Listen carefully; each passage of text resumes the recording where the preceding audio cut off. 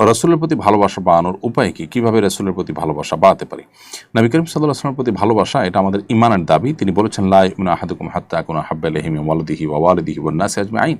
তোমাদের কেউ ততক্ষণ পর্যন্ত ঈমানদারই হতে পারবে না যতক্ষণ পর্যন্ত সে তার নিজের পিতামাতা, তার নিজের জীবন, সন্তান-সন্ততি সবার চাইতে আমাকে ভালো না বাসবে। তো নবী করিম সাল্লাল্লাহু আলাইহি ওয়াসাল্লামকে ভালোবাসাটা আমাদের ঈমানের জন্য প্রয়োজনীয় এবং ঈমান রক্ষা করবার জন্য এর কোনো বিকল্প নেই। সেজন্য তার ভালোবাসা বাড়ানো দরকার। উপায় হলো কীভাবে বাড়াবো? উত্তর হলো তার জীবনী পড়বেন, তার সম্পর্কে জানবেন, যত বেশি জানবেন, যত বেশি পড়বেন, ইনশাআল্লাহ বিদিনিল্লাহ তার প্রতি আপনার ভালোবাসা তত বেশি সৃষ্টি হবে। আল্লাহ চাহেন তো। আর এছাড়া আল্লাহর কাছে দোয়াও করবেন, হে আল্লাহ, তোমার কাছে তোমার নবীর ভালোবাসা অন্তরে আমি গেঁথে যাক, সেটা চাই। আল্লাহর কাছে ভালোবাসা চাওয়ার দোয়াও কিন্তু আল্লাহ তাআলা আমাদেরকে শিখিয়েছেন, নবী সাল্লাল্লাহু আলাইহি ওয়াসাল্লামের মাধ্যমে হাদিসে আসছে। অতএব আল্লাহর প্রিয় বান্দাদের ভালোবাসা চেয়ে নিতে হয়, সেটাও আমরা করব।